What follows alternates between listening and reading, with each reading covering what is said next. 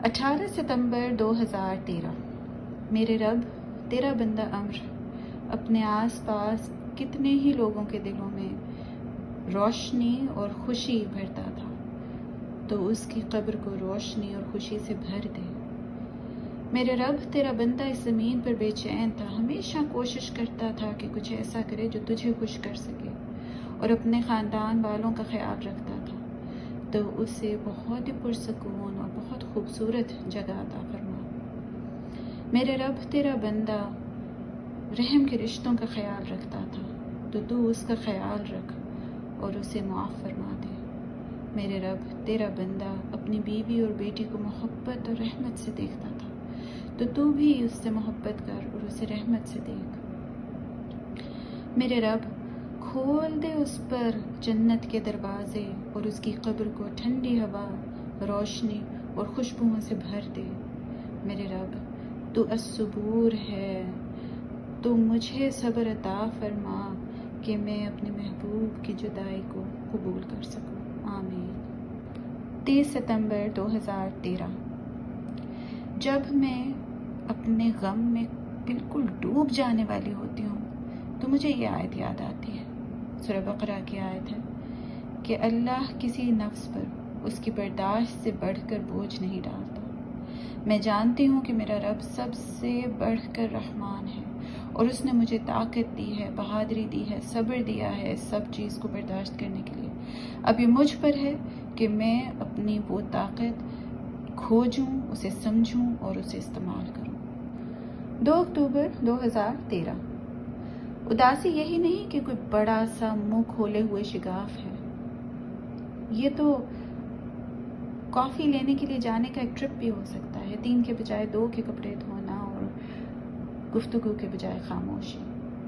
तन्हाई के खामोश रास्ते बहुत मुश्किल हैं। मेरे अल्लाह, हमारी तन्हाइयों को दूर कर दे, हमें उन लोगों का साथ देकर जो जन्नत में मकीन हैं और जिनसे हम बहुत मोहब्बत करते हैं, उनके साथ हमेशगी का साथ देकर। हमारी आंखें आंसू बहाती हैं और हमारे दिल गम से भरे हुए हैं, लेकिन हम वही कहेंगे जिससे अल्लाह राज़ी है। 5 अक्टूबर 2013। अमर के इस दुनिया से पर्दा कर जाने के अगले दिनों और हफ्तों में मैंने अपने अंदर तक रसाई हासिल की और एक ऐसी दुआ मांगी जो मैंने पहले कभी नहीं मांगी थी। मुकम्मल ज़रूरत की, मुकम्मल सुपुर्दगी की दुआ, एक ऐसे बंदे की दुआ जिस पर जुल्म किया गया। मायूसी की दुआ बाकी दुआओं जैसी नहीं है।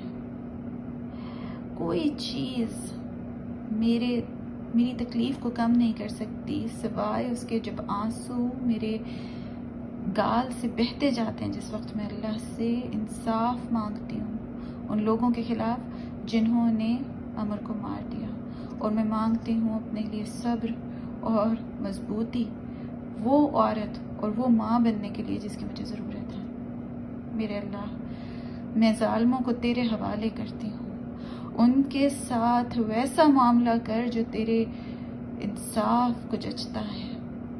उनमें से किसी को ज़मीन पर ना छोड़ना इस हाल में कि वो तकलीफ से और बीमारी से दो चार हों उस दिन तक, जब तक कि वो तुझसे मिलें और वो ख्वाहिश करते हों कि वो मट्टी बन गए होते। लोग अक्सर मुझसे कहते हैं कि जिसने आपके साथ बुरा किया उसको माफ़ कर देना बेहतर है। ये यकीनन ठीक है, एक बहुत आपका मजबूत ईमान की अलामत है, लेकिन आज मैं इंसान हूँ, मैं मजलूम हूँ। आज मुझे इस दुआ की ज़रूरत इतनी ज़्यादा, ये दुआ मांगने की जितनी इस दुनिया में किसी भी चीज़ से बढ़कर मुझे इस दुआ की ज़रूरत है। अनस इब्न मालिक रज़ियल्लाहु अन्हु ने नबी सल्लल्लाहु अलैहि वसल्लम से रिवायत की है कि मज़लूम की बद्दुआ से बचो, क्योंकि उसकी दुआ और अल्लाह के बीच कोई चीज़ हाल नहीं।